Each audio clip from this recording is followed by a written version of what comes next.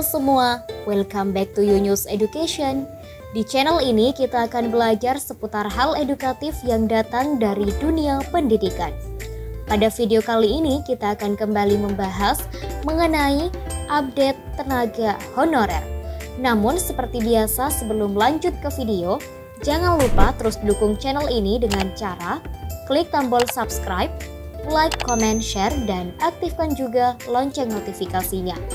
Oke baik, langsung saja mari kita simak penjelasan pada video berikut ini. Kali ini beberapa kategori honorer harus menerima kenyataan pahit dari kebijakan pemerintah. Kemenpan RB telah menetapkan mana skala prioritas dan posisi yang tak dibutuhkan lagi dalam instansi pemerintah.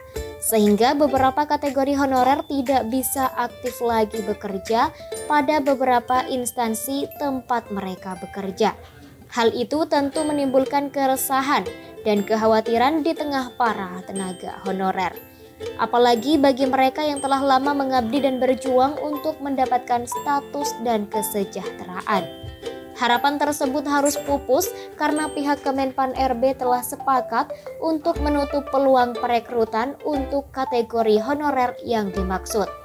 Artinya tidak ada kesempatan lagi bagi honorer atau calon pelamar untuk mendaftar kategori honorer tertentu karena Kemenpan RB sudah tidak membuka lowongan lagi. Alex Denny, Deputi Bidang SDM Aparatur Kemenpan RB membeberkan terkait nasib kategori honorer tertentu.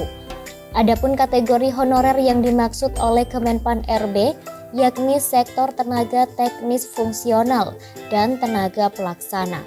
Untuk yang pertama, Alex Denny tak spesifik menyebut ditutup total, melainkan ditekan agar pertumbuhannya dikurangi. Untuk tenaga teknis fungsional lainnya kita coba cap agar terjadi zero growth. Jadi ada yang boleh tumbuh, ada yang boleh negatif growth. Kata Alex Denny seperti dikutip dari YouTube DPR RI pada Sabtu 10 Juni 2023. Alex Denny juga menyampaikan hasil analisa dari Kemenpan RB terdapat potensi adanya pengangguran pada masa mendatang. Oleh karena itu, dikhawatirkan hal tersebut dapat menimpa beberapa persoalan lainnya di dalam dunia kepegawaian negara. Agar agenda SPBE ini nanti bukan malah menimbulkan pengangguran terselubung di dalam ASN, imbuh Alex. Sementara untuk kategori kedua justru sudah mulai dihapus atau ditutup oleh Kemenpan RB pada tahun ini. Kemenpan RB sudah tidak membuka perekrutan kategori tersebut lantaran instansi sudah tidak membutuhkan tenaga dari kategori sektor pelaksana. Pertumbuhan menurun sudah diterapkan pada kategori atau golongan ini oleh pemerintah. Untuk tenaga pelaksana, kami telah tetapkan kebijakan negatif growth sejak tahun ini. Jadi kami tidak lagi merekrut pelaksana, ucap Alex Denny. Alasan tidak dibutuhkannya kategori ini karena peran dari kategori golongan honorer sektor pelaksana telah diganti dengan penggunaan teknologi.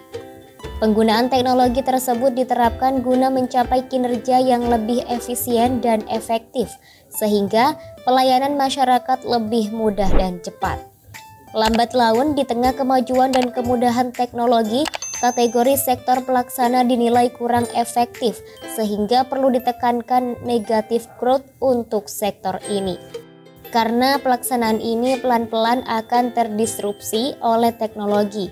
Kalau bisa ini negatif growth 30% dalam 5 tahun ke depan. Imbuhnya. Sementara itu Alex Denny juga memaparkan beberapa hal salah satunya terkait golongan yang menjadi prioritas. Alex Denny menyebutkan bahwa sektor pendidikan dan kesehatan akan menjadi prioritas pada perekrutan. Hal ini dikarenakan kebutuhan terhadap dua sektor tersebut semakin banyak, mengingat sektor pendidikan dan kesehatan merupakan sektor yang sangat penting. Oleh karena itu, Kemenpan RB menetapkan akan terus membuka peluang untuk honorer dan di luar honorer untuk perekrutan. Pertama, prioritas kami adalah sektor pendidikan dan kesehatan yang masih boleh positif growth-nya ASN-nya. Jadi, yang masih boleh menambah ASN adalah pelayanan dasar kita, yaitu pendidikan dan kesehatan. Pungkas Alex Denny. Itulah informasi mengenai 2 kategori honorer yang ditutup serta honorer yang menjadi prioritas perekrutan ASN tahun ini. Sekian, semoga informasi ini membantu dan bermanfaat. Sampai jumpa di video Yunus Education berikutnya.